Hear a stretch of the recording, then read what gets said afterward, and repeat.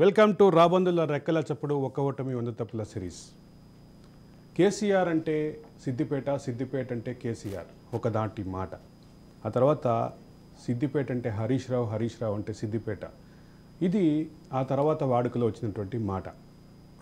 ఈ రెండింటి నేపథ్యంలో సిద్దిపేటలో తాను తన కుటుంబం తప్ప తమ వ్యక్తులు తప్ప వేరే వాళ్ళు ప్రతిష్టని పెంచుకోవటాన్ని కేసీఆర్ కుటుంబం అంగీకరించలేకపోయిందా?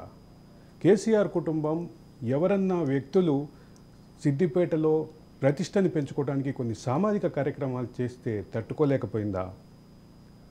ఎస్, ఇదే పరిస్థితి ఉంది అంటున్నారు చక్రధర్ గౌడ్. తనని టార్గెట్ చేశారు కేవలం తను ప్రతిష్ట పెంచుకున్నటువంటి నేపథ్యంలో. అదే సందర్భంలో అగ్గిపెట్టె మచ్చ అనే పేరుతోటి ఒక ఫ్యాక్టరీ, అగ్గిపెట్టెల ఫ్యాక్టరీ ప్రారంభించడానికి ఏర్పాట్లు చేసుకుంటుంటే అది హరీష్ రావుకి ఎక్కడో తగిలి ఈ రకమైనటువంటి వేధింపులకు గురి చేశారంటున్నారు చక్రధర్ గౌడ్. చక్రధర్ గౌడ్ ఈరోజు మనతోటి లైవ్ షోలో ఉన్నారు. చక్రధర్ గౌడ్ గారు నమస్కారం. నమస్కారం. మీకు మీ కేసులకి సంబంధించి చాలా పెద్ద చర్చనీయాంశం అయింది ఒక దశలో. ఒకవైపు మీ చేస్తున్నటువంటి సేవా కార్యక్రమాలు, మరోవైపు ఈ కేసులు. ఈ మధ్యలో ఉన్నటువంటి అగ్గిపెట్టె మచ్చ ఫ్యాక్టరీ, అగ్గిపెట్టె మచ్చ అనే పేరుతోటి జరిగినటువంటి సోషల్ మీడియాలో జరిగినటువంటి ట్రోలింగ్, వీటన్నిటిని ఎట్లా చూడాలి, మమ్మల్ని ఎట్లా చూడమంటారు? మొదటగా చెప్పాలంటే అప్పుడు జరిగిన కేసులలో నేను తప్ప ఇంకెవరున్నా చాలా కష్టాలు పాలయ్యేవారు, ఆత్మహత్య చేసుకునే పరిస్థితి ఉండు. యావత్ సిద్దిపేట నా వైపు నిలబడింది. రాష్ట్రంలో చాలా ప్రజలు నా వైపు నిలబడ్డారు. చక్రధర్ అలాంటి వాడు కాదు అనే ఒక ధైర్యాన్ని నాకు ఇచ్చారు, నా కుటుంబానికి ఇచ్చారు. కాబట్టి నేను ఇవాళ మీ ముందట ఉన్నా అని చెప్తున్నా. ఫస్ట్ ఎందుకంటే నా మీద వేసిన కేసులు ఎవరు సభ్య సమాజంలో ఎవరు నాకు సపోర్ట్ చేయకుండా ఉంటారు. అంటే లైక్ ఏదో నార్మల్ కేసులు పెడితే మనకు సహాయం దక్కుతుంది, కానీ నా మీద చాలా దుర్మార్గమైన కేసులు పెట్టిండు.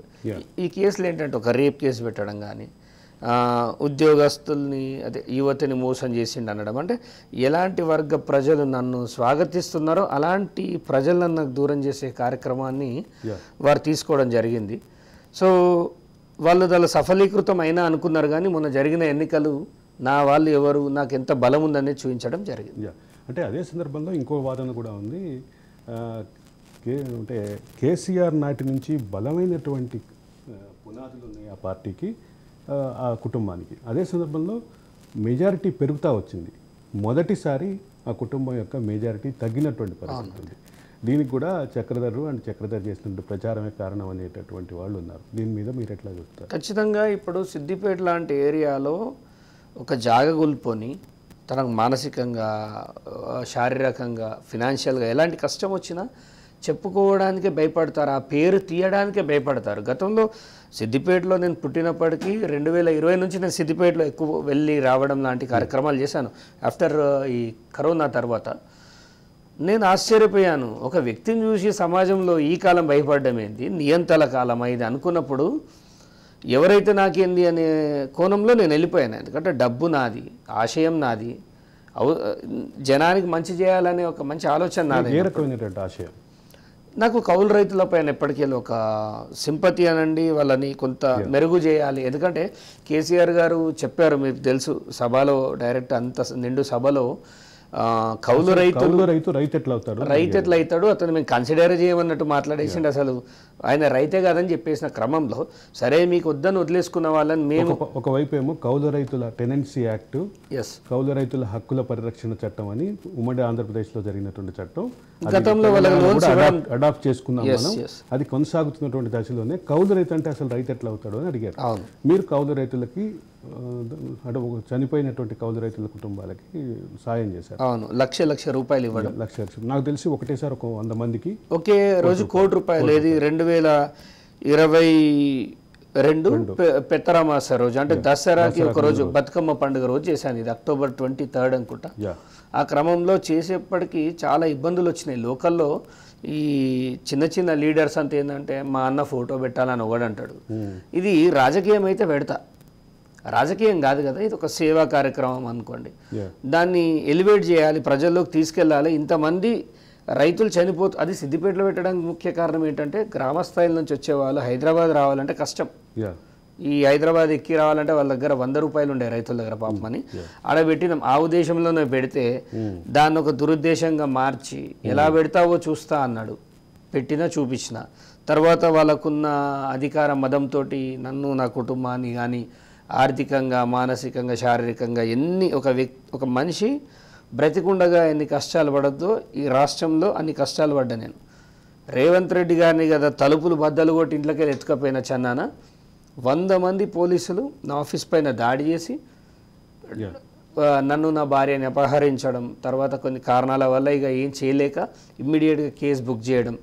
ఆ కేసు కూడా ఎలా బుక్ చేయాలో తెలియక సగం బుక్ చేసి చివాట్ల పాలయ్యారు ఇప్పుడు జనం. ఖచ్చితంగా అంటే ఇవాళ ఇదొక భాగం, మీరు ప్రతిష్ట పెంచుకుంటున్నారు అనేటటువంటి అంశం ఒక భాగం. ఈ అగ్గిపెట్ట మచ్చ అనే గొడవ ఏంటి అసలు? సార్ ఇప్పుడు నాకు ఒక ఆలోచన ఏమొచ్చిందంటే స్మాల్ స్కేల్ ఇండస్ట్రీ స్టార్ట్ చేద్దాం. మా దగ్గర ఫ్యాక్టరీ లేవు సార్, ఏవి లేవు. సిద్దిపేట అంటే ఆ గోడలకు రంగులేసి అందాన్ని చూపిస్తారు తప్ప అక్కడ నిరుద్యోగం భయంకరంగా ఉంది. అవుట్ ఆఫ్ 100 మందిలో 90 మంది చాలా అధ్వాన పరిస్థితిలో ఉంటారు. విద్యార్థులు ఎవరు గంజాయి తాగుతున్నారు సార్. సమాజం మీద బాధ్యత ఉన్నాడు ఎవడైనా అట్లీస్ట్ కొంత ఉపాధి కల్పించాలనుకుంటాడు. ఆ క్రమంలో ఒక అగ్గిపెట్టే ఇండస్ట్రీ పెడదాం అనుకున్నా. ఎందుకు అనుకున్నా అంటే ఇతను నన్ను అనవసరంగా ఇంత టార్గెట్ చేస్తుండు. ఇతని వల్ల 1200 మంది చచ్చిపోయారు. సరే ఇది ప్రమోషన్లో భాగంగా వెళ్ళిపోతుందా ఎలా వెళ్ళిపోతుందో ఒక 100 మంది ఆడవాళ్ళకి అక్కడ ఉద్యోగం ఇద్దాము ఉమెన్ ఎంపవర్మెంట్ కింద అని జస్ట్ ఎక్కడ ఆయన మీద ఎందుకుంటుంది సార్, మాకు ఎందుకుంటుంది అంటే నేను సార్ ఇప్పుడు అది ఆయనకు వర్తిస్తుందని నాకు తెలియదు. అప్పటిదాకా కంప్లీట్గా ఆయనని కార్నర్ చేసినట్టు ఉంటుందని మాకు తెలియదు. ఎందుకంటే ఉద్యమంలో అగ్గిపేట పాత్ర ఏందో ప్రపంచం అంతా తెలుసు. కానీ నేను ఆ ఉద్దేశంతో అయితే పెట్టలేదు ఓవరాల్గా. ఎందుకో షూర్ ఖచ్చితంగా. కానీ పెట్టడంతో వారికి ఎక్కడో మండింది. ఆ మండడంతో ట్రోలింగ్ పెరిగింది. చూడండి సార్, అప్పుడు బీజేపీ వాళ్ళు కానీ అందరూ ఒక ఫామ్లో ఉన్నారు. అంటే ఏది జరిగినా అది చిన్న ఇన్సిడెంట్ అయినా దాన్ని భయంకర ఎలక్షన్స్కి ముందన్నమాట. ఇక ఆ క్రమంలో భారీగా వెళ్ళిపోతుంది. నేను అంత ట్రోల్ అవుతుంది అనుకోలే. సో నేను కంపెనీ పెట్టకముందే ఆ డాక్యుమెంట్లు ఎత్తుకపోవడం కానీ ఇంత ఇబ్బంది పెట్టడం కానీ జరిగింది. కంపెనీ పెట్టడం అనే దగ్గరికి వచ్చేసరికి కంపెనీ మీరు ప్రారంభించాలనుకున్నారు, అనుమతులు తీసుకున్నా, డాక్యుమెంట్స్ కూడా అంతా రెడీ అయిపోయింది. మా వాళ్ళు స్క్రోల్ చేస్తున్నారు అగ్గిపెట్టే.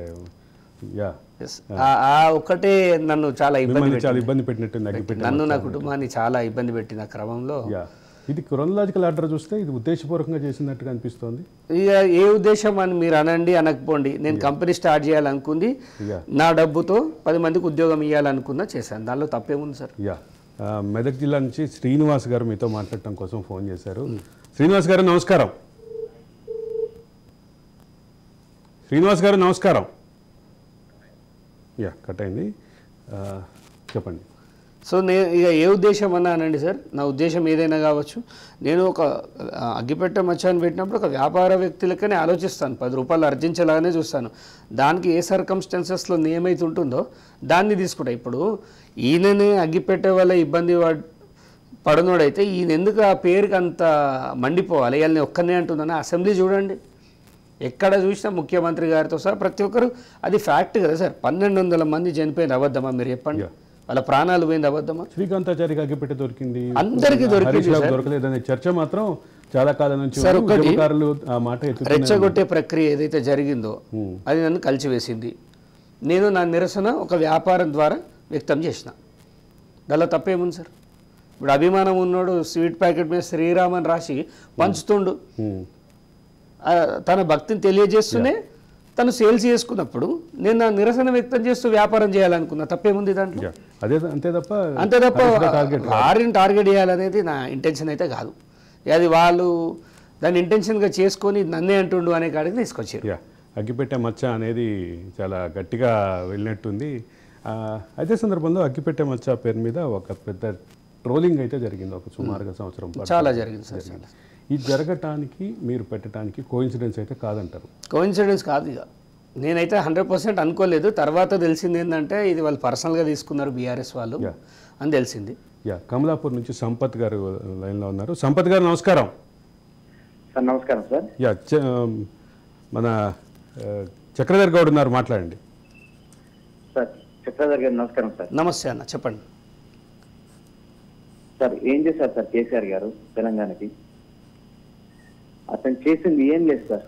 ఓకే, 150 కోట్ల ప్రజాధనాన్ని ఒక ప్రకృతికి విరుద్ధమైనటువంటి ఒక ప్రాజెక్ట్ కట్టి దానివల్ల నయా పైసా ఉపయోగం ఎవరికి జరగలేదు ఇంతవరకు.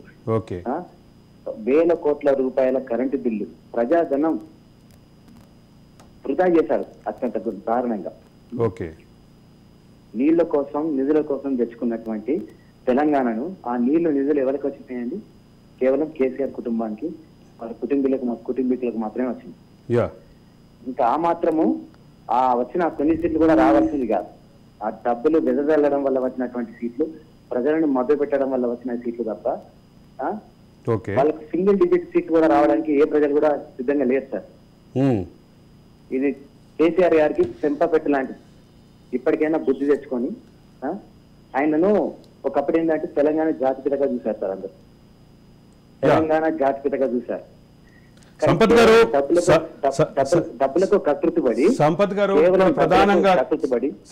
ఇక్కడ ప్రధానంగా చక్రధర్ గౌడ్ అండ్ హరీష్ రావు మధ్య ఉన్నటువంటి వివాదం గురించి మాట్లాడుతున్నాం. దీనికి సంబంధించి మీ అభిప్రాయం చెప్పండి.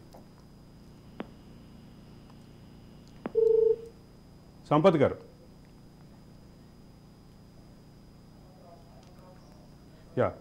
ఖమ్మం నుంచి హనుమంతరావు గారు లైన్లో ఉన్నారు. హనుమంతరావు గారు నమస్కారం. నమస్తే అండి, శశిధర్రావు గారితో మాట్లాడతామండి. నమస్తే అన్న, చెప్పండి. నమస్తే శశిధర్రావు గారు. నమస్తే. చిన్న నేను ఇప్పుడు ఈ తెలంగాణ వచ్చిన దగ్గర నుంచి మాట్లాడదాం అనుకుంటున్నానండి. ప్లీజ్ చెప్పండి. చక్రధర్ సార్తో మాట్లాడదాం అనుకుంటున్నాను. చెప్పండి. చక్రధర్రావు గారు, ఇప్పుడు ఇంతగా పోట్లాడి స్టూడెంట్స్ కానివ్వండి, ఎంప్లాయీస్ కానివ్వండి, వీళ్ళందరూ బలిదానాలు ఇచ్చి తెలంగాణ తెచ్చుకున్నాం. అవును అండి, అవునండి, అవును. రాష్ట్ర ప్రభుత్వాలు అయితేమి, ఉమ్మడి ఆంధ్రప్రదేశ్ ప్రభుత్వం అయితేమి, భద్రాచలం రాములు వారికి ముఖ్యమంత్రి గారు ముత్యాల తరంబరాలు పట్టపోయే ఆనవాయితీ మనకుంది. తమరు మన చిన్నప్పటి నుంచి చూస్తున్నామండి. మన కేసీఆర్ గారు అహంకారపూర్వకంగా ఏ రోజైనా శ్రీరామనవమికి ముత్యాల తరంబరాలు పట్టుకెళ్ళారా? నేను కావాల్సింది అదండి. రాజన్యూస్ ద్వారాగా, సమర ద్వారాగా మా రైతుల తరఫున తెలియజేయండి ఏంటంటే అండి, ఇప్పుడు ఎర్రనల్లి తెల్లనల్లి అని మిర్చి తోటలకు వస్తుంది. వీళ్ళందరూ ఫెర్టిలైజర్ షాపులకి కమిషన్దారులుగా మారి రాజకీయ నాయకులు, గత ప్రభుత్వాలు. ఇప్పుడైనా మరి రేవంత్ రెడ్డి గారు చొరవ తీసుకొని దాని మీద ఒక ప్రొఫెసర్లతోని దాని జీన్స్ ద్వారాగా మందు కానీ పెడితే, చక్రధరరావు గారి ద్వారాగా మాకు ముఖ్యమంత్రి గారికి తెలియజేస్తే, రాజన్యూస్ ద్వారాగా మేము రైతులు అందరం రాజన్యూస్కి, చక్రధరరావు గారికి రుణపడి ఉంటాం. ధన్యవాదాలు హనుమంతరావు గారు, మీ అభిప్రాయం తెలియజేసినందుకు. అలాగే నాచారం నుంచి ప్రభాకర్ గారు ఫోన్ చేశారు. ప్రభాకర్ గారు నమస్కారం. ప్రభాకర్ గారు నమస్కారం. చక్రధర్ గౌడ్ ఉన్నారు, చెప్పండి. సార్ పర్వాలేదు, వాళ్ళు తప్పు చేసి కావచ్చు సార్. ఆ ప్రభుత్వం తప్పు చేసేది. ఓకే, అదే సార్. మన రాజనీతిలో కూడలు కేసీఆర్ కూడా ఎన్ని కొడుతుంది సార్? మీరు అర్థం కాల. కేసీఆర్ కూడా పెట్టుకోరు కదా మన స్కీమ్ మీద, ఎన్ని కొడుతున్నట్టు అది అందరూ చూడాలన్నా, లేకపోతే ఈ తప్పులని చెప్పాలన్నా? అంటే మీరు అడగాల్సింది ఇప్పుడు ఒక ఓటమి 100 తప్పులు ఏందనే ఒక ఫోటో వస్తుంది. పదే ఎందుకు పెట్టాలని పెట్టకూడదు అట్లా. ఇప్పుడు ఈ రాష్ట్ర మాజీ ముఖ్యమంత్రి ఎవరండి? వారే కదా, వారి గురించే కదా ఇప్పుడు జరిగిన కాళేశ్వరంకి కర్త కర్మక్రియ ఎవరండి? వారే కదా. అసెంబ్లీలో మాట్లాడారు, ఏమండి చూసిరు, మన ప్రపంచం మొత్తం చూసిరు. అంటే ఆయన కూడబెట్టి అమ్మాయి చేయాలని అట్లా కూడలో పెడుతురా లేకపోతే ఇంకేమైనా? అంటే ఇక్కడ ఒక విషయం చాలా క్లియర్ ప్రభాకర్ గారు ఒక విషయం చాలా క్లియర్. ఈరోజు జరుగుతున్నటువంటి ఈ చర్చ కానీ ఇది 45వ ఎపిసోడు, గత 44 ఎపిసోడ్ల సందర్భంగా జరిగిన చర్చ కానీ ఇదొక ఎనాలిసిస్ మాత్రమే. ఈ ఎనాలిసిస్ విషయంలో కేసీఆర్ చేసినటువంటి తప్పుల క్రమాన్ని ప్రజల ముందుకు తీసుకురావటం, అధికారం కోల్పోవటానికి, అంటే 2 సార్లు భారీ మెజారిటీతో గెలిచినటువంటి 2018లో అయితే 88 సీట్లతో గెలిచినటువంటి కేసీఆర్ ఈరోజు అంటే మళ్ళీ గెలుస్తాను, 3వసారి గెలిచి మళ్ళీ ముఖ్యమంత్రి అవుతానన్న కేసీఆర్ ఈరోజు పరాజయం అనుకున్నటువంటి కారణాలను విశ్లేషించడం క్రమంలోనే ఈ ఎపిసోడ్స్ అన్నీ చేస్తున్నాము. ప్రభాకర్ గారు ఆయన గెలుస్తున్న తర్వాత ముచ్చరాది, గతం మర్చిపోవాలి, ఏరే ప్రయత్నం మనం చేయాలి. కానీ ఓడిపోయి కొంచెం మళ్ళీ స్క్రీన్ పెట్టి బొమ్మ చూపించుకుంటా ఒక్కోటమి ఉందో తప్పులని ఏం సార్ అది? అంటే క్లియర్ గా చెప్తున్నా కదా, అనిపిస్తున్నది. సరే మీకు మంచి అనిపిస్తున్నది, తప్పులని చేసి కరెక్ట్గా ఓడగొట్టినాం, అందరం అనుకున్నాం.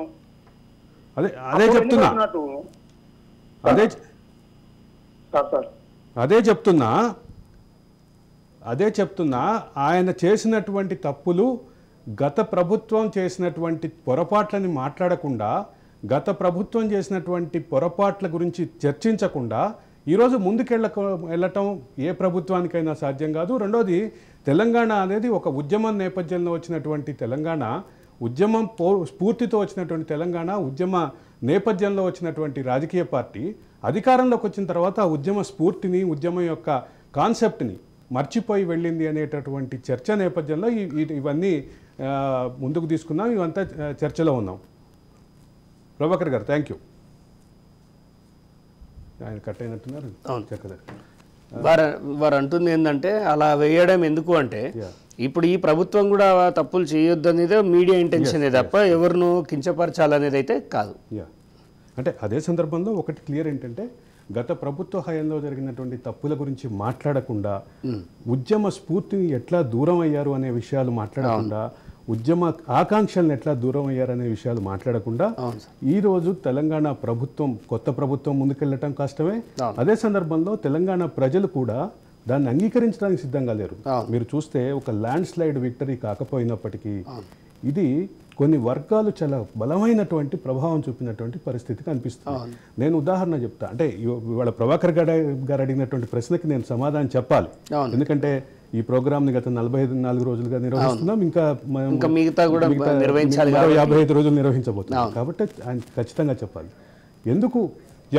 ఎందుకు ఈ పరిస్థితి వచ్చింది అనే దానికి నేను చాలా క్లియర్గా చెప్తున్నా. కేసీఆర్ హయాంలో జరిగినటువంటి ఉద్యమానికి దూరమైనటువంటి ప్రస్థానాన్ని మేము కూడా అంటే ప్రజల దృష్టికి తీసుకొచ్చే క్రమంలో ఇదంతా చేస్తున్నాం. శ్రీకాంత్ హైదరాబాద్ నుంచి లైన్లో ఉన్నారు. శ్రీకాంత్ గారు చెప్పండి. నమస్కారం. నమస్కారం సార్. చక్రధర్ అన్న నమస్తే. నమస్తే అన్న. టీఆర్ఎస్ పరిపాలన ఒక గౌడ బిడ్డని, ఆ బీసీ వర్గానికి ఉన్నటువంటి గౌడ బిడ్డని ఎట్లా హింసించిందో మేము చూసినాము. అక్రమ కేసులు పెట్టి మిమ్మల్ని ఎమ్మెల్యేగా పోటీ చేపియొద్దన్న ఒక దురుద్దేశంతో మిమ్మల్ని తప్పుడు కేసులు పెట్టి జైలుకి పంపుతున్న దాన్ని మేము తీవ్రంగా ఖండిస్తా ఉన్నాము. ఇప్పటికైనా మీరు ఆయన మీద ఏ కాంప్రమైజ్ కాకుండా పోరాటం చేస్తారని నమ్ముతున్నామన్నా. ఖచ్చితంగా చేయాలి. షూర్ అన్న, ఖచ్చితంగా పోరాటం ముందుకు వెళ్తూనే ఉంటుంది. ఏ రోజు కూడా ఈ విషయంలో నేను కాంప్రమైజ్ అనే పదాన్ని కూడా యూజ్ చేయలేదు. ఖచ్చితంగా ముందుకు వెళ్తానన్న. శ్రీకాంత్ గారు ఆయన అయితే చాలా క్లియర్గా పోరాటం ముందుకే వెళ్తానని చెప్తున్నారు. ఇప్పుడు అధికారంలో లేరు కాబట్టి అధికారంలో ఉన్నటువంటి హయంలో ఆయన పెట్టినటువంటి వేధింపులు, దానికి సంబంధించినటువంటి ఇబ్బందులు ఆయన పడ్డారు కాబట్టి ఈరోజు బహిరంగంగా వచ్చి మాట్లాడుతున్నటువంటి పరిస్థితి ఉంది. ఆయన అప్పుడు కూడా బహిరంగంగా మాట్లాడారు. చెప్పండి. అప్పుడు బహిరంగంగా నేనున్నా, చెప్పడానికి ఇబ్బందిగా ఉన్నా. అప్పుడు న్యూస్ ఛానళ్ళు కొంత వెనక్కి వెళ్ళిన మాట అయితే నిజం. ఆ క్రమంలో యూట్యూబ్ ఛానళ్ళు నాకు ఆసరాగా నిలబడ్డాయి. కానీ ఈ శాటిలైట్ ఛానల్ ఏంటంటే అసలు మెయిన్ తెలంగాణ అంటే హైదరాబాద్ ఎంత అయినప్పటికీ సిద్దిపేట రాజకీయం డిఫరెంట్గా ఉండేది. సిద్దిపేట నుంచే కమాండ్ కంట్రోల్ సిస్టమ్ అనేది ఉండేది. ఒక అక్కడి నుంచే మంత్రివర్గ ఏ శాఖ మంత్రి అనేది సంబంధం లేదు, ఆయన అన్ని శాఖల్ని మేనేజ్ చేసేవాడు.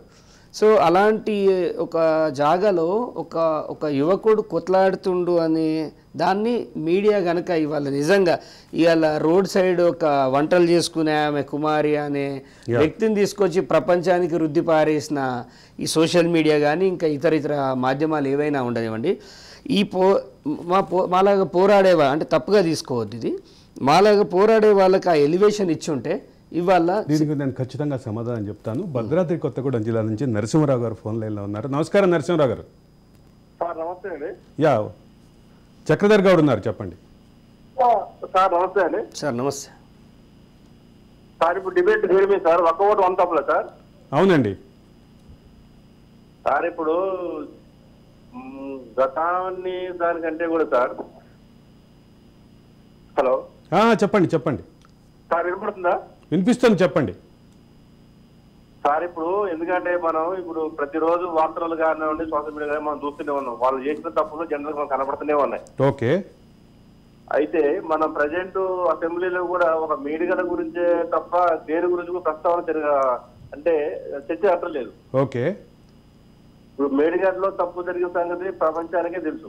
ఓకే. ఇంకొకటి ఏంటంటే సార్, మనం ఇప్పుడు ప్రజెంట్ ఉన్న ప్రభుత్వం కూడా ఓకే కొన్ని ప్రక్షాళన చేయాలి సార్. ఇప్పుడు వీళ్ళు పెట్టే సంక్షేమ పథకాలు ఉన్నాయి కదా సార్, ఇప్పుడు 6 గ్యారెంటీలు. ఓకే. వార్డులలో కూడా సార్ మేము మీ టీవీ ద్వారా తెలియజేసిన నా విషయం ఏంటంటే సార్, ఓకే, గ్రామీణ స్థాయిలో ఒక పథకాన్ని అమలు చేసే క్రమంలో ఓకే ముందు కొన్ని ప్రక్షాళన చేయాలి సార్ గ్రామ స్థాయిలో కూడా. ఓకే. చేసినప్పుడు ఏమవుతుంది అంటే సరైన అంటే బీద వాళ్ళు ఎవరైతే ఉన్నారో వాళ్ళకు ఆ సంక్షేమ పథకాలు అందే అవకాశం ఉంటుంది. ఓకే.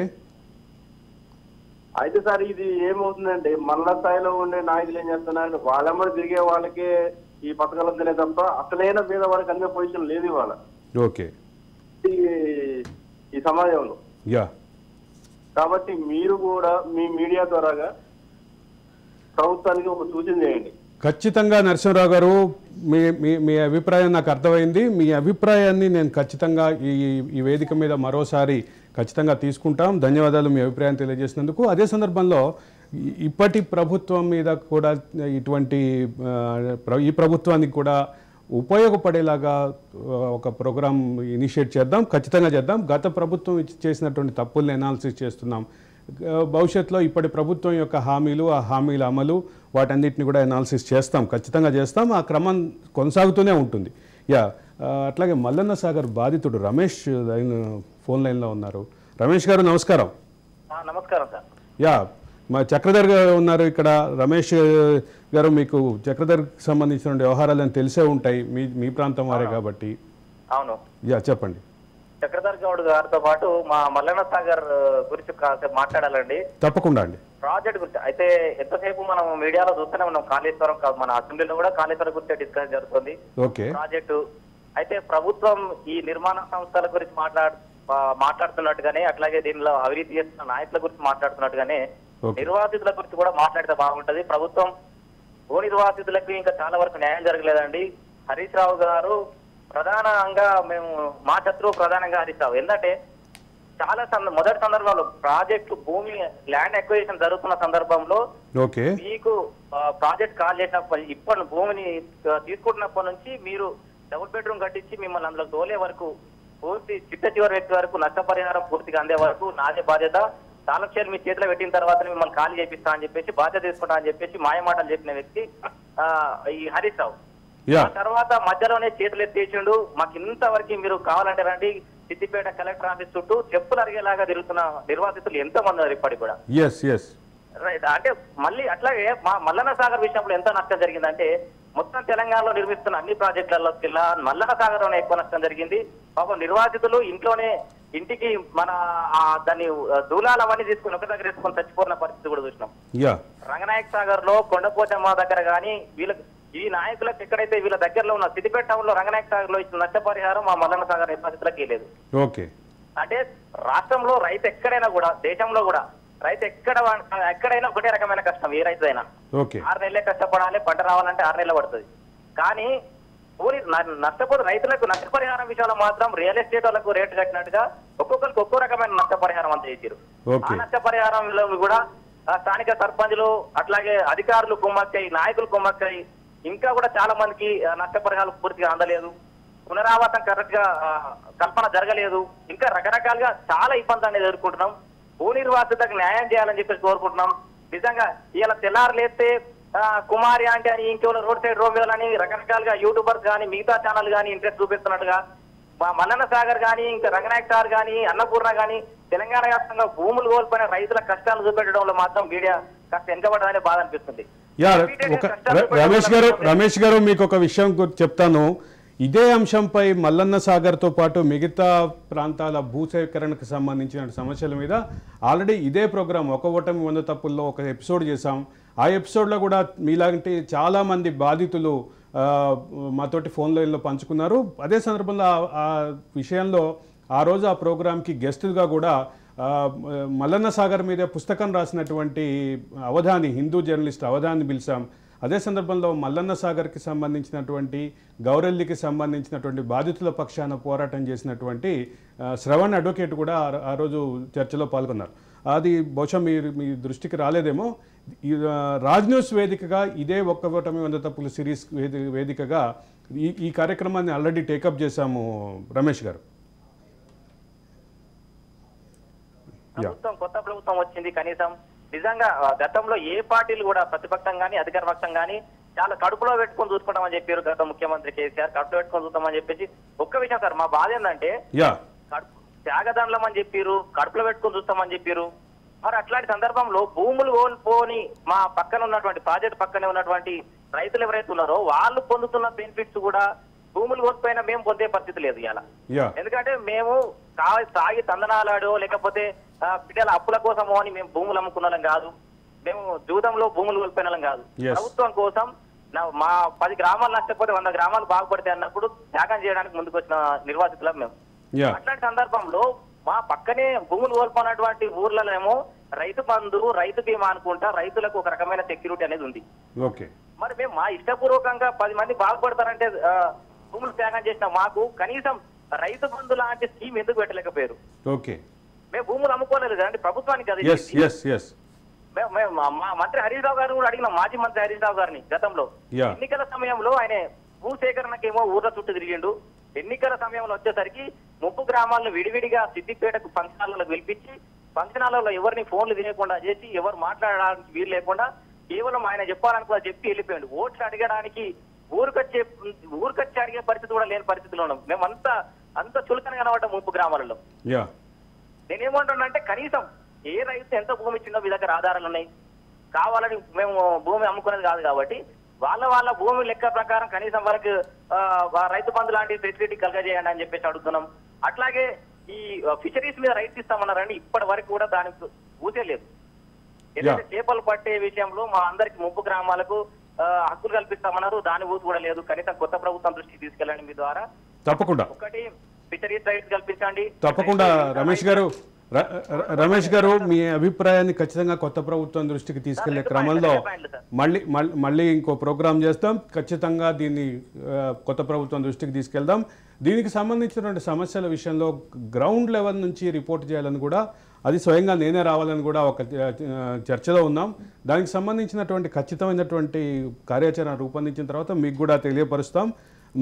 మీరైతే మీ పోరాటాన్ని, మీ త్యాగాన్ని ఎక్కడా తక్కువ చేయలేదు. అదే సందర్భంలో మల్లన్న సాగర్ని నిరోధించడానికి జరిగినటువంటి పోరాటాలు కానీ, వేముల ఘాట్ పోరాటం కానీ వీటన్నిటినీ స్వయంగా చూసినటువంటి వాడిని నేను. ఆ విషయంలో మీ పట్ల సానుభూతి ఉంది, మీ పట్ల సానుకూలమైనటువంటి అభిప్రాయం మా అందరికీ ఉన్నటువంటి విషయం మీరు గమనించాలి. అట్లాగే థ్యాంక్ యూ రమేష్ గారు. అట్లాగే మెదక్ జిల్లా నుంచి ఆకుల ఎల్లగొండ గారు ఫోన్ లైన్లో ఉన్నారు. నమస్కారం, చెప్పండి. చెప్పండి. నమస్కారం. చక్రధర్ గౌడ్ ఉన్నారు, చెప్పండి. కేసీఆర్ గారు 2012 నుంచి కేసీఆర్ కుటుంబం వల్ల మనకు తెలంగాణ పార్టీ సార్. అర్థం కాలే సార్. కేసీఆర్ కుటుంబం వల్లనే మన తెలంగాణ ఇచ్చింది మనకు తెలంగాణ. సార్ అర్థం కావట్లేదు సరిగా. అర్థం కాలేదండి, మీ మాట సరిగా అర్థం కాలేదు, స్పష్టంగా చెప్పండి. ఒకసారి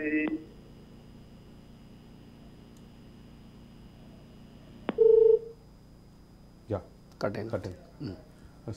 సంగారెడ్డి నుంచి అనంతయ్య లైన్లో ఉన్నారు. అనంతయ్య గారు నమస్కారం. చెప్పండి. చక్రధర్ గౌడ్ ఉన్నారు. నమస్తే అన్న, చెప్పండి.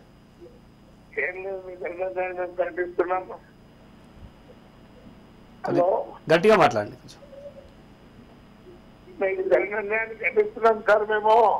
థ్యాంక్ యూ అన్న. మీకు మీడియా వాళ్ళు వెళ్తే ఇంకా సంతోషంగా ఉన్నాం. హలో, స్పష్టంగా చెప్పండి మీరు చెప్పాలనుకున్నది. హలో, చెప్పండి, స్పష్టంగా చెప్పండి మీరు చెప్పాలనుకున్న విషయం. క్లియర్గా లేదు. అంటే ఒకటి మల్లన్న సాగర్ సబ్జెక్టు. అవును, మల్లన్న సాగర్ సబ్జెక్టులో నిర్వాసితుల పక్షాన యావత్ తెలంగాణ సమాజం నిలబడింది. అవును, తెలంగాణ మేధావులు నిలబడ్డారు, తెలంగాణ ఉద్యమకారులు నిలబడ్డారు, తెలంగాణ ఐడియాలజీని నమ్ముకున్న వాళ్ళందరూ నిలబడ్డారు. అదే సందర్భంలో వేములకట్టు పోరాటాన్ని జాతీయ స్థాయిలో చర్చలోకి తీసుకెళ్ళినటువంటి విషయం ఉంది. మరికొంతమంది జర్నలిస్టులు దాని మీద పుస్తకాలు రాశారు. ఇది వాస్తవం. అంటే తెలంగాణ ఉద్యమంలో ఎట్లా అయితే వీళ్ళందరూ సకల జనులు పార్టిసిపేట్ చేశారో సకల జనుల మద్దతు మల్లన్న సాగర్, అది మీరు అనేది కరెక్టే సార్. కానీ అది తెరకి ఒకవైపు, ఇంకోవైపు మీరు ఏదైతే ఓదార్పు ఇది అంటున్నారో పొలిటీషియన్స్ ముందడ చూస్తే ఇప్పుడు ఎవరైతే బాధితుడు రమేష్ ఉన్నాడో ఆయన జాగగోల్పోయి, ఆయన కాకుండా వెంకటేశ్వర రెడ్డి అని నా స్నేహితుడు ఉన్నాడు, ఫారిన్ రిటర్న్. ఇక్కడ ఏం చేస్తే ఏం ఉద్యమం చేస్తే ఏం చేస్తారో అని భయంతో వెళ్ళిపోయాడు. 100 ఎకరాలు కోల్పోయాడు సార్ ఆయన. 100 ఎకరాలు అంటే మళ్ళీ తిరిగి వస్తుందా? కానీ ప్రజా సంక్షేమం కోసం రేపు సమాజానికి ఉపయోగపడుతుందనే కదా వీళ్ళు త్యాగాలు చేసింది. ఇవాళ వాళ్ళని బెదిరింపులకు గురి చేసి పోలీసు వాళ్ళు పట్టుకపోయి, ఒక పోలీసు వాళ్ళు ఆ పీరియడ్లో ఉన్న పోలీసు వాళ్ళు మాత్రం చాలా వాళ్ళ పవర్స్ మిస్యూజ్ చేసి బెదిరించడం జరిగింది. బాధితుల్ని బెదిరించాలా సార్? వాడు త్యాగం చేసేందుకు బెదిరించాలా? ఇవాళ ఏ పొలిటీషియన్ కోల్పోయాడు చెప్పండి జాగలు? ఎక్కడ ఎవరు కోల్పోలేదు. మీకు ఇంకొక విషయం చెప్తా. అదే సందర్భంలో కేటీఆర్ కేసీఆర్ ఒక మాట చెప్తారు, తమది కూడా నిర్వాసితుల కుటుంబమే, ప్రాజెక్టు కోసం చెప్తారు. దీన్ని ఎట్లా చూడాలి? నిజమేనా? అది వాళ్ళ గురించి మాట్లాడుకోవడం అనేది అయిపోయింది. వాళ్ళ స్టోరీ విని విని జనం రెండోసారి ఎందుకు గెలిపించుకున్నామా అని మొన్న బాధపడే మూడోసారి ఉడగొట్టారు వీళ్ళని. మూడోసారి కనుక గెలిచుంటే సార్ ఈ తుపాకుల రాజ్యం వచ్చేది ఇక్కడ. నిజంగా చెప్తున్నాను. ఈ మాట వాడడానికి కూడా నేను చాలా ఇబ్బంది పడుతున్నప్పటికీ యువతరానికి ఇక చీకటి రోజులే అనే పరిస్థితి వచ్చింది. సరే, ఏ ముఖం పెట్టుకొని మూడోసారి కూడా గెలుద్దాం అనుకున్నారు సార్? ఒక చిన్న పర్రే అని మాట్లాడతాడు, దానికి ఇంగ్లీష్లో ఒక పేరు పెట్టేస్తాడు, అయిపోతుందా సార్? ₹1,00,000. ఇప్పుడు హరీష్ గారు ఏమంటారంటే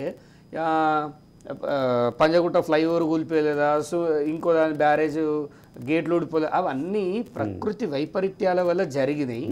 వాటికి నీళ్ళ తాకిడి ఎక్కువ అవ్వడం వల్లనో వర్షపాతం వల్లనో.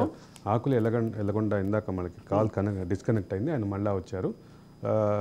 ఎలగొండ గారు చెప్పండి. సార్,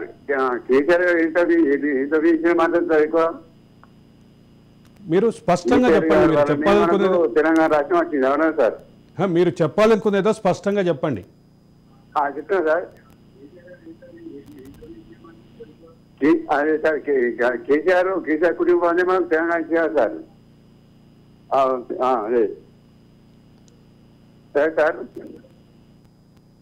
మీరు స్పష్టంగా చెప్పండి. మీరు టీవీ చూడకుండా ఫోన్లో మాట్లాడండి. టీవీ చూస్తూ ఫోన్లో మాట్లాడకండి. టీవీ చూడొద్దు. టీవీ చూడకుండా టీవీ మ్యూట్లో పెట్టి మాట్లాడండి.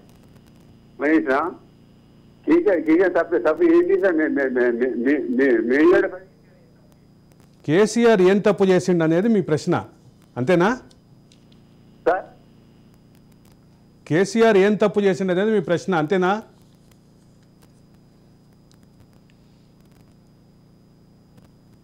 కట్ అయింది, మళ్ళీ కట్ అయింది. కేసీఆర్ ఏం తప్పు చేసిండు అంటుండే ఆయన. ఏం తప్పు చేయలేదు అడగండి. మీరు బాగా చెప్పగలరా చెప్పండి సార్. ఏం తప్పు చేయలేదు అని అడగండి. వాళ్ళ కుటుంబం ఏమన్నా గోల్డెన్ స్పూన్తో పుట్టిందా? వాళ్ళ బ్యాక్గ్రౌండ్ మనకు తెలియదా? వాళ్ళు వచ్చిన నేపథ్యం మనకు తెలియదా? వాళ్ళ కిరాయి ఇంట్లో ఉన్న వాళ్ళకి ఇన్ని కోట్ల రూపాయలు ఏం వ్యాపారం చేస్తే ఈ 10 ఏళ్లలో వచ్చినాయి చెప్పండి. Very simple. ఆ ఫార్ములా ఏందో చెప్తే తెలంగాణలో అందరం అదే పని పెట్టుకుంటాం. కొన్ని లక్షల కోట్లు కొల్లగొట్టారు సార్. ప్రజామోదం లేకుండా ఎన్నో నిర్మాణాలు చేశారు. అనవసరపు అభివృద్ధి అవసరం లేదు సార్. అనవసరమైన అభివృద్ధి కూడా అవసరం లేనిదే. అంటే వీళ్ళు చేసే ప్రతి ఒక్క అభివృద్ధి వెనక వీళ్ళ కమిషన్ల వాటా ఉంటుంది. ఫస్ట్ ఇప్పుడు పోలీస్ జీబులే తీసుకోండి. నాతో ఒక స్నేహితుడు అన్నాడు ఒకప్పుడు, ఏమని, ఈ పోలీస్ ఇన్నోవా జీబులు తెచ్చే ముందే వీళ్ళే ఇండస్ట్రీలు పెట్టేస్తారు. అంటే వీళ్ళే ఇండస్ట్రీలు, దాని స్టిక్కరింగ్ ఇండస్ట్రీ వీళ్ళదే, వీళ్ళ బినామీలే. అంటే సమాజంలో కొత్త వాళ్ళకో మీలాంటోళ్ళకో మాలాంటోళ్ళ దగ్గరనో ఏది జరగదు. ఒక ఇండస్ట్రీ నుంచి కమలాకర్ గారు లైన్లో ఉన్నారు. కమలాకర్ గారు నమస్కారం. నమస్కారం అండి. యా, చక్రధర్ గౌడ్ ఉన్నారు, చెప్పండి. రంగనాయక సాగరు, మల్లన్న సాగరు, కొండపోచమ్మ సాగర్ గురించి మనం మీ దాంట్లో విన్నాను. ఓకే సార్, వాటి కింద 2001 తెలంగాణ ఉద్యమం స్టార్ట్ అయినప్పుడు కేసీఆర్ కే గాని, హరీష్ రావు గారికి గాని, కేటీఆర్ కే గాని ఎంత ల్యాండ్ ఉన్నది, ఓకే ఇప్పుడు ఎంత ల్యాండ్ ఉంది వీటి కింద? ఓకే, వీటి గురించి ఎంక్వైరీ చేసినట్టుంటే రేవంత్ రెడ్డి గారు మొత్తం బయటకు వస్తుంది వీళ్ళ స్టోరీస్. ఒకటి. రెండవది, ఇప్పుడు ఆల్రెడీ కాళేశ్వరంది మేడిగడ్డ డ్యామ్ ఫెయిల్ అయిపోయింది. అన్నారు కూడా అట్లనే ఫెయిల్ అయినట్టుంది. ఓకే. అన్నారం సుందిళ్ళ ఇప్పటికే బుంగలు పడ్డాయి. ఆ బుంగలు నాపటానికి ఇసుక బస్తాలు వేస్తే ఆగట్లేదు. ఇసుక బస్తాలు కాదు కాదు ప్రాణహిత చెవెరలో భాగంగా ఎక్కడైతే తుమ్మిడిహట్టి దగ్గర ఉన్నాయో అక్కడ తుమ్మిడిహట్టి దగ్గర బ్యారేజ్ కట్టాల్సిన అవసరం లేదు. అన్ని పెద్ద పెద్ద గుండ్రాలు తీసుకొచ్చేసి ప్రాణహితలో వేసినట్టుంటే వాటర్ స్టోరేజ్ అయ్యి ఆల్రెడీ కాలువలు లేకుండా సుందిట్లో డైరెక్ట్ వచ్చేసి పట్టే సుందిట్లో వచ్చి ఇప్పటి వరకు శ్రీపాద ఎడ్లంపల్లి నుంచి వచ్చినటువంటి వాటర్ తప్ప ఒక్క చుక్క కూడా కాళేశ్వరం నుంచి రాలేదు. ఇది జగత్ విఖ్యాతం. వాళ్ళు ఎప్పుడైతే శ్రీపాద ఎడ్లంపల్లి నింపారో అప్పటి వరకే కడ నుంచి వచ్చినటువంటి నీళ్ళు మళ్ళీ నీళ్లు బయటకి ఇచ్చిపెట్టడం జరిగింది. నీళ్ళు అనేటువంటిది పొరపాటున కూడా అది సుందీల లోపల డైరెక్ట్ ఎటువంటి గిఫ్ట్ లేకుండా చెప్పాయి. తుమ్మిడిహట్టి నుంచి సుందీలకు ఎటువంటి గిఫ్ట్ లేకుండానే ఆల్రెడీ కాలువలు తగ్గించారు రాజశేఖర రెడ్డి పీరియడ్ లోపలనే. దాని ద్వారా వచ్చినటువంటి నీరు సుందీల నుంచి ఒకటే గిఫ్ట్ తోటి ఎల్లంపల్లి పడుతుంది. ఈ అన్నారం మేడిగడ్డ మర్చిపోవాల్సినటువంటి అవసరం ఉంది. సింపుల్ గా వచ్చేస్తే మళ్ళీ మిగతా ఈ కార్యక్రమం ఇట్లే ఉంటుంది. తుమ్మిడిహట్టి పైన వచ్చేటటువంటి నీళ్లు తప్ప ఈ అన్నారంకి, సుందిళ్ళకి, మేడిగడ్డకి మధ్యలో పెరిగేటటువంటి నీళ్లు లేవు అనేది మీ మాట నాకు అర్థమైంది. అది మొదటి నుంచి కూడా నీటిపారుదల నిపుణులు కానీ, ఇంజనీర్లు కానీ, తెలంగాణ మేధో సమాజం కానీ మొత్తుకుంటున్న మాట కూడా అదే. మొత్తం ఈ బెల్ట్లో ప్రాణహిత తుమ్మిడిహట్టి తప్ప ఎక్కడ లైవ్గా అంటే పెరిగేటటువంటి అవకాశం లేనటువంటి పరిస్థితి. తుమ్మిడిహట్టి కింద ఎక్కడ వాటర్ డ్రా చేయాలన్నా కానీ తుమ్మిడిహట్టి పైనుంచి వచ్చే నీళ్లు మాత్రమే డ్రా చేయాల్సినటువంటి పరిస్థితి. ఇదే సందర్భంలో తుమ్మిడిహట్టి నుంచి శ్రీపాద సాగర్ వరకు ఉన్న 120 కిలోమీటర్లు సుమారుగా అది గ్రావిటీ కెనాల్. అది గ్రావిటీ కెనాల్ని వదిలేసి ఇప్పుడు మనము పైపుల ఇండస్ట్రీలో పైపుల కంపెనీలు బెనిఫిట్ అయ్యేలాగా ఈ రీడిజైనింగ్ అయ్యిందనేది గత కొంతకాలంగా తెలంగాణ సమాజం కానీ తెలంగాణ మేధావులు కానీ మాట్లాడుతున్నటువంటి మాటలు. ఇది ఇప్పుడు వాస్తవానికి వచ్చినటువంటి పరిస్థితి వచ్చింది. ధన్యవాదాలు కమలాకర్ గారు. కామారెడ్డి నుంచి చంద్రమౌళి గారు ఉన్నారు. చంద్రమౌళి గారు నమస్కారం, చెప్పండి. నమస్కారం సార్, చెప్పండి. ఎంతమంది చచ్చిపోతే తెలంగాణ ఇచ్చింది సోనియా గాంధీ సార్, నేను తెచ్చినా అని దంబాలు కొడతారు. ఇది ఎంతవరకు న్యాయం సార్? అట్లా ఒక్క అప్లికేషన్ తీసుకోపోయే పోలీసు వాళ్ళు అందరూ వాళ్ళకే సపోర్ట్ అయ్యారు. టీఆర్ఎస్ వాళ్ళు అంటేనే గతం మొత్తం వాడిని కేకే పెట్టారు. ఎంత వాడల పంట తిరిగి ఓట్లప్పుడు తిరిగి దండాలు పెట్టి ఇప్పుడు ఆయనకు దండాలు పెడితే గుర్రంతో అన్నం వచ్చేమనను. 25-30 సీట్లు వచ్చినాయి కానీ 20 సీట్లు వచ్చినా ఎక్కువనే సార్ వాళ్ళకు. 39 ఎక్కువ వచ్చినాయి అంటారు. 20 సీట్లు వస్తే కాంగ్రెస్ లా మీరైతే కేసీఆర్ నే ఓడించినటువంటి నియోజకవర్గం కదా సార్. కాదు సార్, ఇది ఎంతవరకు మంచిగా సార్? లక్షల కోట్లు తీసుకొని మళ్ళా పబ్లిక్ మీదకి జులుం చూపించుడు. ధన్యవాదాలు చంద్రమౌళి గారు. ఏదో మాట్లాడతారా చంద్రమౌళి గారితో? అంటే అప్పుడే పబ్లిక్ కూడా ఆ సమయంలోనే రెండోసారి గెలిపించకపోతే ఇవాళ తెలంగాణ ఇంత నాశనం అయ్యేది కాదు. అంటే మనకు మొదట్లోనే ఆ మోసం అనేది తెలిసేది. ఏదైతే ఈ రైతు బంధు అని చెప్పి అమాయకపు రైతుల్ని బుట్టలేసుకొని ఏదైతే కార్యక్రమం ఒక గారడి చేసిరో దాంట్లోనే ఈ రెండో ప్రభుత్వం వచ్చింది. ఈ రెండోసారి వచ్చిన తర్వాతనే విపరీతమైన దోపిడీ, విచ్చలవిడి దోపిడీ వచ్చింది. ప్రజలు కూడా చైతన్యవంతులు అయినప్పుడు. చిన్నగూడు నుంచి నాగరాజు గారు ఫోన్లో ఉన్నారు. నాగరాజు గారు నమస్కారం. నమస్తే అండి. చెప్పండి. చక్రధర అన్న. నమస్తే అన్న. నమస్తే అన్న. నమస్తే చెప్పండి. చిన్నకోటి నుండి మాట్లాడుతున్నాం. నమస్తే చెప్పండి అన్న. మొన్న మనం ఎలక్షన్ క్యాంపెయిన్ లో వీటి గురించి ప్రత్యేకంగా మాట్లాడడం జరిగింది. అవునండి. వాటర్ గురించి. అవును. అయితే రంగనాయక సాగర్ ద్వారా ఏమైతుందో అంటే బ్యాక్ వాటర్, వేస్టేజ్ వాటర్. అవును. వాటి వల్ల ప్రధానంగా చిన్న కోడూరు, పెద్ద కోడూరు, తర్వాత ఇబ్రహీం నగర్ ఇట్లాంటి ఊర్లలో కాల్వలు సరిగా లేక చాలా పంట భూములు అన్ని బీసీలవి, ఎస్సీలకు సంబంధించినటువంటి భూములే. ఒక్క కాలువ కూడా పూర్తి కాలేదు. నేను వాటర్ తీసుకొచ్చినాను పదే చెప్తున్నారు తప్ప వీళ్ళు ఇంతవరకు వాటి వల్ల ఎలాంటి ఉపయోగం లేదు. ఇప్పటికీ కూడా పంట వేయకుండా చాలా భూములు వృధాగా ఉన్నాయి. దయచేసి ఈ ఒక్క విషయాన్ని ప్రభుత్వం దృష్టికి మీరు తీసుకెళ్తారని ఈ మధ్యలో కాంగ్రెస్ పార్టీలో జాయిన్ అయ్యారు మీరు. ఇది ఇంతకుముందు కూడా నాకు రిక్వెస్ట్ వచ్చింది. ఇప్పుడు చాలా ప్లేస్లలో సిద్దిపేటలో ఇన్ని నీళ్లు తీసుకొచ్చినామని మాట్లాడతారు కానీ పంటకు నీళ్లు లేని పరిస్థితి ఉంది సార్ మా దగ్గర. కొంతమంది మొన్న ఇది సర్పంచ్గా చేసిన వాళ్ళు ఇన్ని రోజులు ప్రభుత్వం నుండి ఇప్పుడు చెప్పలేకపోతున్నారు. కానీ ఈ 45 రోజుల్లో ఒక ఎపిసోడ్లో ఒక బాధితుడు మాట్లాడినటువంటి విషయం నేను ఖచ్చితంగా షేర్ చేయాలి సార్. అది మీ ప్రాంతం నుంచి, సిద్దిపేట ప్రాంతం నుంచే 9 ఎకరాల ల్యాండ్ ఉన్నటువంటి అతను 6 ఎకరాలు కాలువ కోసం ఇచ్చేసాడు సార్. ఆ మిగిలిన 3 ఎకరాల కోసం బోర్ వేసుకోవాల్సిన పరిస్థితి. అతను ఇచ్చిన ల్యాండ్లో కాలువ మారుతుంది. ఆ కాలువ పోయి మల్లనసాగర్ నింపుతోంది. కానీ అతను తన మిగతా 3 ఎకరాల కోసం బోర్ వేసుకోవాల్సినటువంటి పరిస్థితి. ఇది సిద్దిపేట మా దగ్గర మా కాన్స్టిట్యున్సీ మొత్తం ఈ సమస్యలు ఉన్నాయి సార్. కానీ దీన్ని తీసుకొచ్చే ఒక మాధ్యమం లేక మా దగ్గర ఇబ్బంది పడుతున్నారు ప్రజలు. ఇప్పుడు ఏమైపోయిందంటే గవర్నమెంట్ పోయిన తర్వాత కొంత ధైర్యంతో బయటికి వస్తున్నారు. మీరు చూడండి, ఒక గ్రౌండ్ సర్వే చేయించండి. మా దగ్గర నీళ్ళుండి పంట పండించుకోలేని దౌర్భాగ్యంలో మా వాళ్ళు ఉన్నారు. అంటే వాళ్ళకి కావాల్సిన వాళ్ళ కోసం సపరేట్ కాలువలేసే పరిస్థితి ఉన్నది.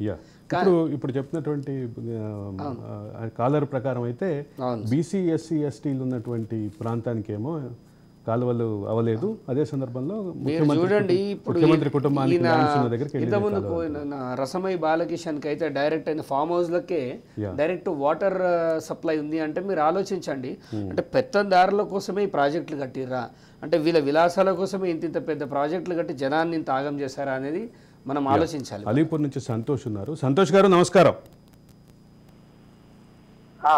నమస్కారం. చక్రధర్ గౌడ్ ఉన్నారు. నమస్తే. చెప్పండి. నేను సంతోష్ మాట్లాడుతున్నా. అలీపూర్ గ్రామం, చిన్నకోడూరు మండలం, సిద్దిపేట జిల్లా. చెప్పండి. ఇప్పుడు మా దగ్గర వచ్చేసి అన్నపూర్ణ రిజర్వేర్ లో భూములు కోల్పోయినాం మేము కూడా. ఓకే. అయితే గతంలో ఈ మంత్రి గారు హరీష్ రావు అని మా దగ్గర మంత్రిగా పనిచేస్తున్నాడు. అయితే మా పక్కన ప్రాజెక్ట్ లో ఈ అంతగిరి గ్రామం అనేది కూడా పక్కనే ఉంటది. ఓకే. అయితే వాళ్ళు వచ్చేసి ఆ గ్రామానికి ఒక విధంగా డబ్బులు ఇచ్చి, మా గ్రామంలో ఉన్న వాళ్ళకి కూడా ఒక రకంగా డబ్బులు ఇచ్చి, అంటే వాళ్ళకి 8 లక్షలు, 6 లక్షలు, 9 లక్షలు ఇచ్చుకుంటా మా సిద్దిపేట జిల్లా వాళ్ళకి మాత్రం మొత్తం అన్యాయం చేసింది. కేవలం ఈ హరీష్ రావు గారు మాత్రమే దీంట్లో చేసిండు. ఇట్లా ఇప్పుడు చక్రధర్ గారు చెప్పినట్టు రసమై ఫామ్ హౌస్ కి మాకంతా ఒక 3 కిలోమీటర్లు ఉంటది మా గ్రామానికి. దానికి డైరెక్ట్ గా కాలువ నుండి డైరెక్ట్ గా ఆయన ఫామ్ హౌస్ కి ఆ కాలువ నుండి కాలువ తీసుకున్నది వాస్తవం అది. ఇలా ఒక్క ఓటమి 100 తప్పులు అంటే ఇట్లా చెప్పుకుంటూ పోతే చాలా తప్పులు ఉన్నాయి ఈ బీఆర్ఎస్ ప్రభుత్వం. చాలా తప్పులు ఉన్నాయి. ఈ తెలంగాణ ప్రజల శాపం జరిగింది వాళ్ళకి వాళ్ళ. ధన్యవాదాలు సంతోష్ గారు మా ప్రోగ్రామ్ని అప్రిషియేట్ చేసినందుకు. అదే సందర్భంలో మీ అంశాన్ని క్లియర్గా చెప్పినందుకు. నిజామాబాద్ నుంచి ఒక కాలర్ ఉన్నారు. ముత్యం రెడ్డి గారు చెప్పండి. నమస్కారం. నమస్కారం. చెప్పండి ముత్యం రెడ్డి గారు. సార్ ఈ ప్రోగ్రామ్ కు ధన్యవాదాలు. చక్రధర్ గారు చేసిన సామాజిక కార్యక్రమాలు చాలా మందికి ఏటీవీ చూపించకుండా యూట్యూబ్, వాట్సాప్ లో వైరల్ అయింది. ఆయనకు చాలా సానుభూతి ప్రజల నుంచి ఉంది. అయితే ఇప్పుడు ఏంటంటే ఇప్పుడు ఉన్న ప్రోగ్రామ్ లా ఒక్కొక్కట మీ 100 తప్పులన్న ప్రోగ్రామ్ అది కరెక్టా కాదా వేరే విషయం. చక్రధర్ గారికి చెప్పదలుచుకున్నది ఏంటంటే మీరు ఇప్పుడు అప్పుడు పెడతామన్నటువంటి ఫ్యాక్టరీ అగ్గిపెట్టే మచ్చ ఫ్యాక్టరీ ఇంకేదో ఫ్యాక్టరీ అనుకున్నది. ఇప్పుడు మీరు దాన్ని పెట్టి కనీసం ఇంకా వచ్చే 5 ఏళ్ల వరకల్లా ఈ ప్రజలందరికీ మీ కాన్ఫిడెన్స్ ఉన్న ప్రజలకు ఉపాధి కల్పించినట్లయితే మీకు ఎమ్మెల్యే, మినిస్టర్ ఏది అవసరం లేదు చక్రధర్ గారు, మీరు కాన్ఫిడెన్స్ గా చిరకాలం నిలిచిపోతారు. మరి రెండోది ఓన్లీ అగ్గిపెట్టే పరిశ్రమ కాకుండా ఈ గీతా కార్మికులు, గౌడ్స్ కార్మికులు చాలా మంది ఇబ్బందులు ఉన్నారు. ఈ గౌడ్స్ కు చాలా మీ గ్రామాల కనీసం ఎట్లయితే ఫస్ట్ అనంతపురం డిస్ట్రిక్ట్ మంచిగా అనిపించినట్లు మీ నియోజకవర్గం ప్రతి 10 చెట్లు పెట్టించాలి. ఈత చెట్లు పెట్టించి అలా దేని ఉత్పత్తులు బాగా డిమాండ్ కళ్ళు దొరుకుతుంది రైతులకు. ఎక్కడ కూడా ఈత కళని దొరకగా అంతరించిపోయేటట్టు ఉన్నది. దానికి దృష్టించి ఈత చెట్లు, ఈ అగ్గిపెట్టే పరిశ్రమ, మహిళలకు అగ్గిపెట్టే పరిశ్రమ, మీ గౌడ్స్ కులాసులకు కానీ ఉన్నటువంటి గ్రామీణ రైతులకు కానీ కళ్ళు దొరకాలంటే ముందు చుట్టూ ఈత చెట్లు పెట్టుకుంటే దొరుకుతుంది. కాబట్టి మీరు ప్రతి విలేజ్ లా ఊరికి 1 ఎకరం భూమి కొనిచ్చారా దాంట్లో ఒక 100 చెట్ల 200 చెట్ల పెట్టించి మీకు ఉపాధి కలిసినట్లయితే మీరు చాలా బాగా చేసినట్టు ఉంటది. ధన్యవాదాలు, కార్యక్రమం వేరే వాళ్ళు చూస్తారు. ధన్యవాదాలు ముత్యాన్ రెడ్డి గారు. బోడుపల్లి నుంచి కృష్ణకుమార్ ఫోన్ లైన్ లో ఉన్నారు. కృష్ణకుమార్ గారు నమస్కారం. నమస్కారం అండి. కృష్ణకుమార్ గారు చెప్పండి. సార్ ఇది ఇప్పుడు ఈ ప్రాజెక్టుల గురించి చెప్తున్నారు కదా సార్. ఇట్లా హైదరాబాద్ చుట్టుపక్కల కూడా భూములు మేము కొన్నాయి కూడా, అంటే మేము ఒక ప్లాట్ కొన్నాము. దానికి హెచ్ఎండిఏలో మాకు ఏం చేశారంటే ఎల్ఆర్ఎస్ ఇచ్చి మళ్ళీ రిజెక్ట్ చేశారు. దగ్గర దగ్గర ఇప్పుడు 10 సంవత్సరాలు అవుతుంది. 10 సంవత్సరాలు అయ్యింది. అయినటువంటి వాటికి ఇట్లా భూముల మీద ఇటువంటి ఇట్ల మీద ఎంక్వైరీలు చేసి చర్యలు తీసుకుంటే బాగుంటుంది. ఇప్పుడు ఈ ప్రాజెక్టుల మీద ఎట్లా మాట్లాడుతున్నారు, వీటి మీద కూడా అట్లనే మాట్లాడి ఇట్లా చర్యలు తీసుకుంటే బాగుంటది. ఇట్లా ఒక్కటిగా సార్ 2000-3000 ప్లాట్లు సార్ ఇప్పటికీ. బోరంపేట ఒక ఊరుంది, బోరంపేట ఊరు దగ్గర బయట ఇట్లా ఏంటంటే కొంత ప్లాట్లు ఉన్నాయి. కనీసం మేము 34 సంవత్సరాల నుంచి కొన్ని పెట్టినాం సార్. మా మీద మాకు ఇప్పుడు వరకు మాకు పర్మిషన్ ఇవ్వట్లేదు. అది ఇంకోటి ఏంటంటే మాకు ఎల్ఆర్సీ ఇవ్వట్లేదు. ఎల్ఆర్సీ సార్ ఇటువంటి చాలా ఉన్నాయి. వీటి మీద చర్యలు సార్. మీరు ఇంత మంచి డిబేట్ పెట్టారు. ఇట్లాంటి డిబేట్ మీరు బాగా పెట్టి ప్రజల పబ్లిక్ ఇచ్చే కంప్లైంట్ తీసుకుని మీరు ఏంటంటే సాల్వ్ చేస్తే బాగుంటుంది సార్. ధన్యవాదాలు. మీ మహేందర్ గౌడ్ చిన్నకోడూరు నుంచి లైన్లో ఉన్నారు. మహేందర్ గౌడ్ గారు నమస్కారం, చెప్పండి. ఏం లేదు సార్, మనము అప్పుడు అంతా కొట్లాడి మనము అందరము సకల జనులు సమ్మె చేసి ఆంధ్ర పాలకులకు ఆంధ్ర వాళ్ళు దోచుకుంటారని చెప్పి అంతా తెచ్చుకున్నాం కదా తెలంగాణ. మనం తెచ్చుకుంటే ఇప్పుడు ఉన్న రోజుల్లో కాంట్రాక్టర్లు అంతా ఆంధ్ర వాళ్ళకే దోచిపెడుతున్నారు మన కేసీఆర్. మెగా వాళ్ళకు ఇరిగేషన్ కానీ, మిషన్ భగీరథ కానీ, రోడ్లు కానీ ఎవ్రీథింగ్ 90% వాళ్ళకే ఇస్తుంది. మన తెలంగాణ సొమ్మంతా వాళ్ళకే ఇచ్చింది. చివరికి అమరవీరుల జ్యోతితో సహా మన దగ్గర లేరా కాంట్రాక్టర్లు? తెలంగాణ లేరా అంత పెద్ద కాంట్రాక్టర్లు కట్టలేరా? గతంలో ఆంధ్ర వాళ్ళ దగ్గర ఒక టెంకాయ కొంటనే దాని మీద ఎంతో రాద్ధాంతం చేసిన కేసీఆర్ ఒక టెంకాయను వదిలిపెట్టి ఇలా కాంట్రాక్టులు మాత్రం ఆంధ్ర వాళ్ళకి దారాదత్తం చేసిండు. అమరవీరుల జ్యోతితో సహా అని ఎందుకన్నానంటే అమరవీరుల జ్యోతి విషయంలో కూడా బాగా ఎస్కలేషన్స్ ఇచ్చి అంటే పెద్ద మొత్తంలో డబ్బులు దోచిపెట్టారని విమర్శలు ఉన్నాయి. దాని మీద కూడా మరొక ఎపిసోడ్ చేద్దాం ఖచ్చితంగా. అయితే ధన్యవాదాలు మహేందర్ గౌడ్, ధన్యవాదాలు. చెప్పండి, అంటే మీ పట్ల సానుభూతి కనిపిస్తోంది, గత ప్రభుత్వం పట్ల ఆగ్రహం కనిపిస్తోంది ప్రజలు. ఇంకా గత ప్రభుత్వం పట్ల ఆగ్రహమే ఉంది. ఇంకా ఆ గాయాల నుంచి ఇంకా కోలుకోలేదు సార్ జనము. ఆ గాయాల నుంచి కోలుకోలేదు. వీళ్ళ దరిద్రం వదిలింది అని జనం సంతోషంగా ఉంటే వీళ్ళకి అధికారం లేక ఆ పిచ్చిలో, ఆ వెర్రిలో ఇంకా మేము ప్రభుత్వాన్ని కూలుస్తామని ఏదైతే వితండవాదం చేస్తారో అది జనానికి ఇంకా ఆగ్రహం కలిగిస్తుంది.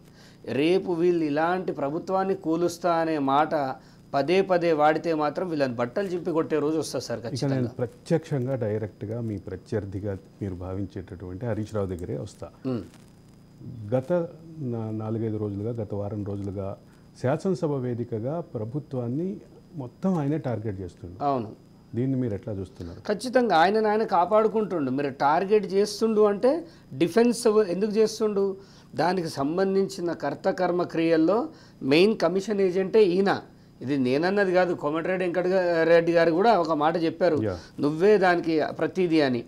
ఎందుకంటే దానిలో ఏం అవినీతి జరిగిందో అసలు ఫస్ట్ ఈయనను అరెస్ట్ చేస్తే తప్ప బయటకు వచ్చే సమస్యలు. ఇది నేను వ్యక్తిగతంగా చెప్పట్లేదు, ప్రజల యొక్క ధనాన్ని యథేచ్ఛగా దోసేసిర్రు అంటున్నా. ఇలా నన్నేదో దోచుకున్నారు, నాదేదో తింటున్నారు అని కాదు. నేను కూడా ట్యాక్స్ పేయరే అండి. ఈ తెలంగాణలో నేను కూడా ఒక సమాజానికి నా వంతు కృషి చేసిన వ్యక్తిని ఖచ్చితంగా అడుగుతాను. అసలు ఇన్ని 1,00,000 కోట్ల రూపాయలు అవుతుందండి ఒక ప్రాజెక్ట్కి చెప్పండి. అంటే దాన్ని వీళ్ళ అవసరాల నిమిత్తం కొత్తగా రీడిజైన్ చేసుకుంటూ వెళ్ళి ఇవాళ ప్రజలకు షటగోపం పెట్టారు. దీనికి ముఖ్య కారణం హరీష్ రావుని అరెస్ట్ చేస్తేనే మిగతా విషయాలన్నీ బయటికి వస్తాయి. మరొక ఆసక్తికరమైనటువంటి ప్రశ్న, చివరి ప్రశ్న, మీ ప్రత్యర్థి హరీష్ రావు రాజకీయ భవిష్యత్తు ఎట్లా ఉండబోతుంది? ఖచ్చితంగా ఆయన బీజేపీలోకి పోతాడండి. ఎట్టి పరిస్థితుల్లో నాతో 40 మంది వస్తారనుకున్నారు, 40 గెలవలేదు.